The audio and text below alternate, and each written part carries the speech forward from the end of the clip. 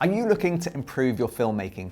Is a monitor what you need to get the best shot? Well, as you know, we've been taking a look at monitors to see if that can improve our filmmaking game. And today we're looking at the Atomos Shinobi 7. Could this be the monitor you need? And how does it work? Let me show you in this video. Hey, welcome to the video. So let's jump straight into it. The Shinobi 7 is priced between £635 to £699 here in the UK. And in the box, you get the monitor and some travel adapters. Really handy if you're shooting abroad and you want to power the monitor in different areas. So you can use these adapters to power the monitor without the use of any batteries. So of course, this does take batteries, but you can use the power cable without any batteries. So super handy if you are filming inside in more of a studio-based environment. Now, there is one thing I wish the monitor came with, and that was the ability to actually mount it to your camera. It doesn't actually come with anything, so you will need to buy your own adapter. I purchased this little small one here from Amazon that works pretty well. I'll put a link in the description below. And I think given the price, this is a premium monitor. I would like to see Atomos include some form of adapter within the box, even if it was just a very budget cold shoe mount to get you started. And then maybe you could buy a much better rig to set this up. A Feel World monitor that we got, that super budget monitor, actually came with one, so it is a little surprising this doesn't come with one. So let's talk about build quality first of all. The monitor itself is really sturdy, really well built, and you can feel that as soon as you get out of the box. As mentioned, we've been taking a look at some budget monitors, and a lot of the rest do feel very cheap and plasticky, and I'm thinking of that Feel World monitor. It's okay, but it's nowhere near to the premium level of the Atomos. So this is really gonna take a bit of bashing. You know, I wouldn't recommend you obviously drop a monitor, but it's gonna take scratches quite easily, and it's very rugged. It's definitely not gonna sort of break in your hands or bend at all. There's no flex in this monitor at all. So super high quality. So now let's take a look around the monitor and show you some of the ports and features. On the back of the monitor, you have an SDI in and an SDI out. Then we also have the HDMI in and out as well.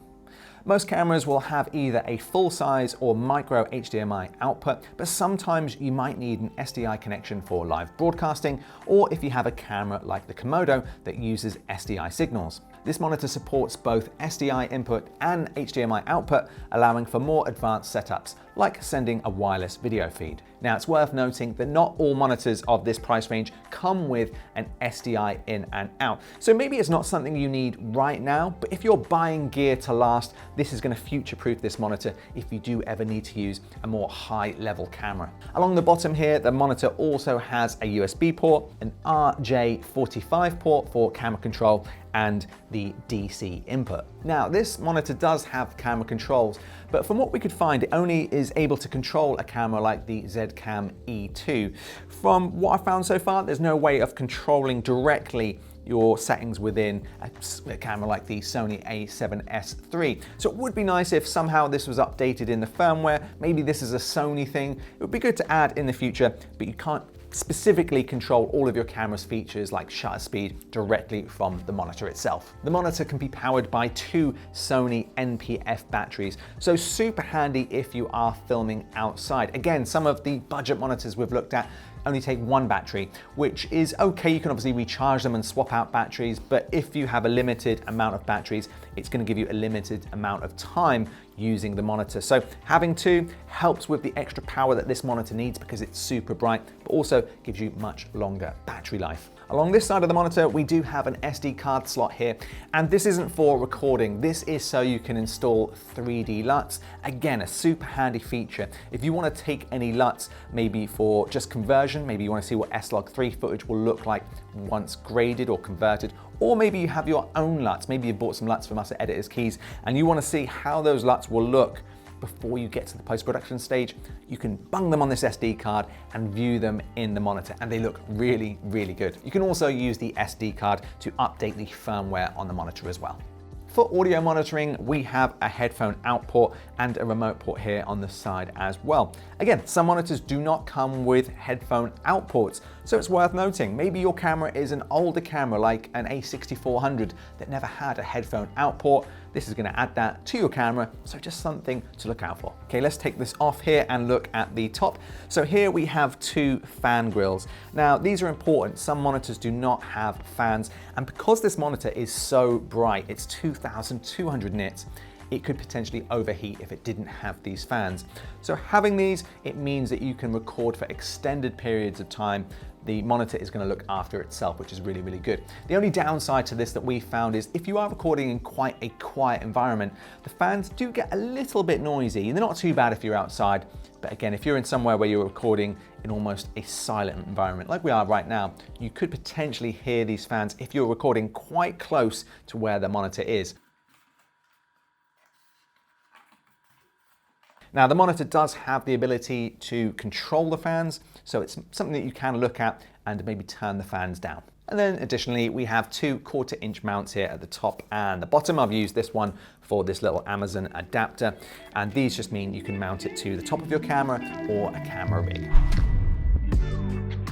Okay, so we've covered all the specs, but let's talk about the main feature, the monitor. Is it any good and is it bright enough? Well, at 2200 nits, this is an extremely bright and punchy monitor. We were quite surprised when we first opened the box that it didn't come with a lens hood, but don't be. This is so bright that even in direct sunlight, you can still see the screen. And that was something that we noticed on the Field World monitor. This is 2200 nits. The Field World monitor is only 500 nits. And man, you can really tell the difference when you hold them side by side. For that monitor and monitors like it, you will need a lens hood to see if you're recording outside in sunlight. For this little beast, you can use it in direct sunlight and you can still see the screen. It also just makes your colors much more vibrant and vivid as well. So if you are filming a scene where there's lots of colors and you've got the conversion light on, you can really see the difference here. I think it makes a real difference when recording your videos. Again, this is something that you maybe only really notice when you hold these monitors side by side. So if you take a look at this, we've got the budget monitor and the Shinobi 7, and wow, look how much brighter the Shinobi looks. Now, the only downside to this, of course, is it's gonna drain your battery quite a bit faster if you do have the brightness set to max. You honestly don't need it max most of the time, but if you do, it's gonna drain the batteries a little bit quicker. But I mean, this is the 7-inch version. Look at that compared to the little screen on the side of my Sony. I mean, it's a massive, massive upgrade from such a tiny screen. I was one of those people that thought, you know, maybe I don't really need a monitor, this is fine, but just look at the difference there. When you're trying to compose a shot, when you're trying to nail focus, when you're controlling waveforms and things, this makes a huge, huge difference. Now, if you are filming HDR content or filming in a picture profile like S-Log3, something that has a lot of dynamic range, you'll be pleased to know that Atomos states this has 10 stops of dynamic range on the monitor. So that's really, really good. That means that some monitors may not be displaying the dynamic range that you actually are hoping to get out of the camera. Maybe this monitor would display more dynamic range than a cheaper monitor. So having a good quality monitor means that you're really monitoring the shot as it is in the real world. You're not going to see the clipping in the sky maybe, you're going to get the detail in the clouds. So something to bear in mind if you are on a shoot and you were considering a cheaper monitor. You know, when you use a cheaper monitor, at first glance you can think, you know, that looks fine, that looks good. But it's only when you get this on your camera and you see those shots side by side that you really realize how much more dynamic range, how much contrast, how much color this monitor is really giving out. And the brightness as well, it really does make a huge difference to any shoot that we've been using it for. So now let's talk about the menu and the usability. It's no good having a big monitor if it's a little bit more confusing than the screen that you have on your camera. So let's delve into that. Now, when the monitor is powered on, a variety of options appear on the screen. Additionally, there's zebras, vector scopes, RGB parades, and loads more to help you with your shots. An interesting addition that we've been using quite a bit as we're filming for social media is the ability to see different aspect ratios. You can bake that into the monitor here and see what your footage will look like right here. Other features include margin and title safe indicators, as well as anamorphic de-squeezer designed for anamorphic lenses. To the right, there are settings to customize assist features, providing a range of options. It's worth noting that while you can tweak these settings, we found sticking to the default configurations is generally advised, as they're really well calibrated right out of the box. Moving to the left side, a yellow button serves the purpose of hiding all on-screen elements, providing a clean feed for your monitoring purposes. Furthermore, a single press of the power button indicates a screen lock. preventing accidental adjustments when recording. At the top of the screen here, you'll find the input, output, and audio settings. Clicking anywhere on the top reveals comprehensive information about the monitor's status, ensuring everything is in order. This section also allows you to check if you're using the latest firmware and provides access to changelog settings. Notably, the Atomos Shinobi 7 comes equipped with a controllable fan, as we mentioned, and that's accessible through the menu, allowing you to manage the monitor's temperature effectively. This is also super handy, as we mentioned earlier on. If you are finding it's a bit low, you can also adjust this so it brings the fan noise down quite a bit. So to sum it up, if you couldn't already tell, we love the Atomos Shinobi 7. I was actually one of those weirdos that thought for a long time I didn't need a monitor. I mean, you've got one built right into your camera, so why spend extra money on something which does the same job? Well, I was completely wrong, and I'll hold my hands up. Honestly, I think this is a great addition to filmmaking.